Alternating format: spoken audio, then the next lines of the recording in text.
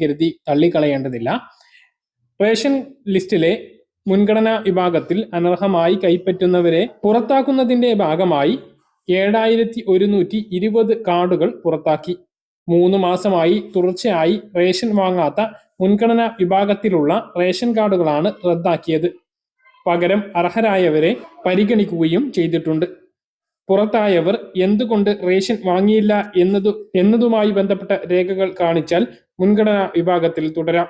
2021 May മുതലാണ് അനർഹരായവരെ പുറത്താക്കുന്നതിന് വേണ്ടിയിട്ടുള്ള ഇത്തരമൊരു നടപടി ആരംഭിച്ചത്. സിവിൽ സപ്ലൈസ് വകുപ്പിന്റെ വെബ്സൈറ്റിൽ നിന്നും വിവരങ്ങൾ ശേഖരിച്ച ശേഷമാണ് ഈ പുറത്താക്കൽ. സംസ്ഥാനത്ത് ഇതുവരെ 73,326 കാർഡുകളെ ഇത്തരത്തിൽ പുറത്താക്കിയിട്ടുണ്ട്. മാത്രമല്ല, അനർഹമായ മുൻഗണനാ റേഷൻ കാർഡുകൾ കൈവശം വെച്ച റേഷൻ വാങ്ങുന്നവർക്കെതിരെയും ശക്തമായ നടപടി ഇപ്പോൾ ആരംഭിച്ചിട്ടുണ്ട്.